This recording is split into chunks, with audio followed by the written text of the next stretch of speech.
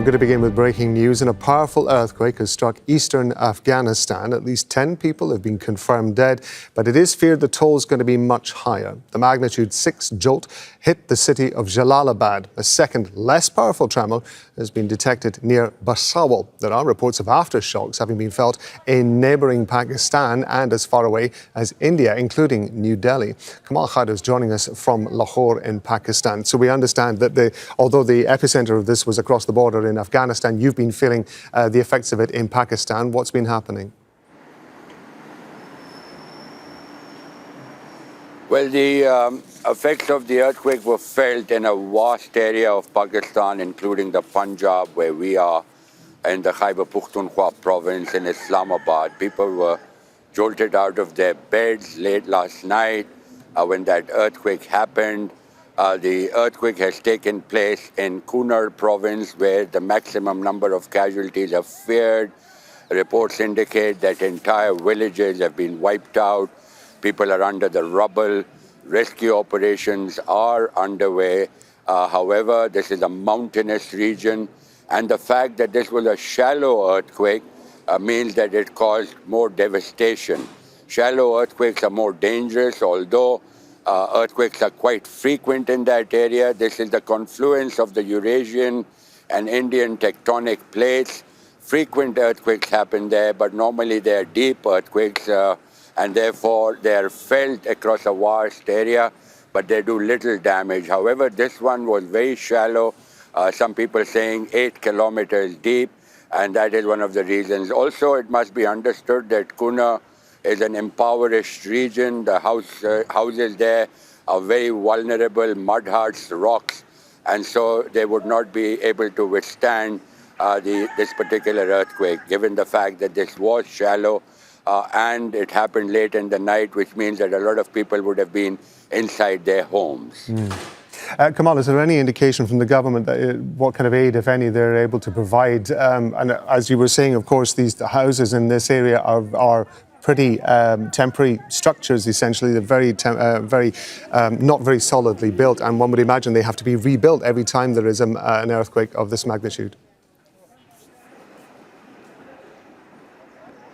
Absolutely. In fact, we have been hearing some of the eyewitness accounts on the social media saying that entire villages have been razed to the ground because of that poor construction and the ferocity of the earthquake. However, in a place like Afghanistan, particularly in Kunar, access becomes very difficult because these earthquakes also cause landslides. The villages are located a distance from each other, sometimes high up in the mountains where access becomes difficult. We've been trying to reach some contacts in Kunar, but it appears that communications are also affected. And so we are going to find out more in the coming hours. But one thing for sure, the casualties are high from what we are hearing.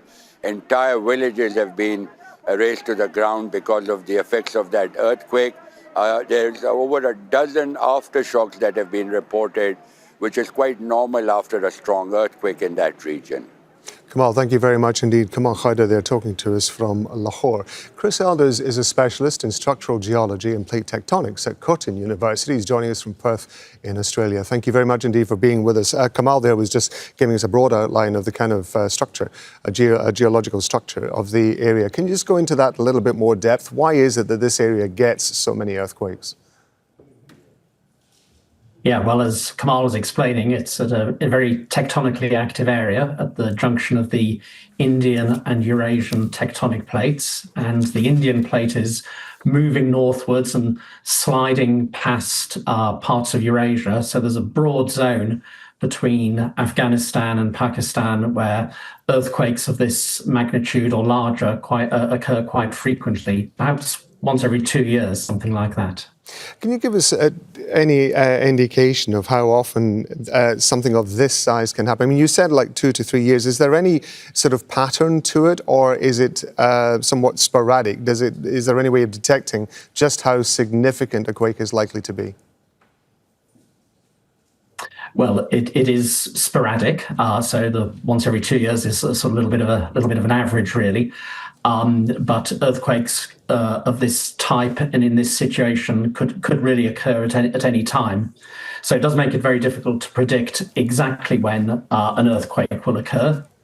But given that we know that it's an area that's prone to relatively large earthquakes and an area also that has quite a high population density and an area that's very mountainous, then it means it's important to plan and be ready for when something like this might happen, rather than perhaps trying to predict exactly when it will occur. And as Kamal was just describing, it's not just the impact of the earthquakes themselves, is it? It's the fact that there are landslides and aftershocks, which can also have a big impact.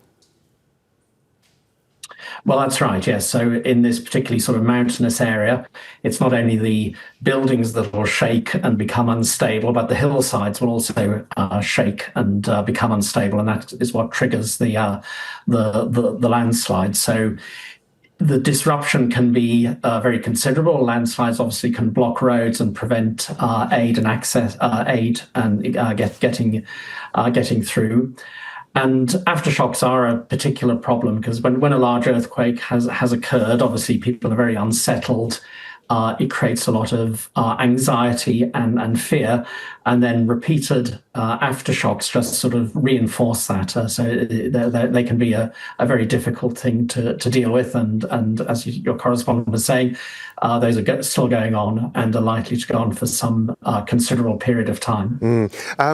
Give me some context with this. I mean, with the movement of the Indian plate that you were talking about over the Eurasian plate, I've got a little sort of graphic here that's kind of explaining a little bit about that. Are we likely to see more of this, or is this just the way, this is the pattern that we're in now, and this is how this is going to continue?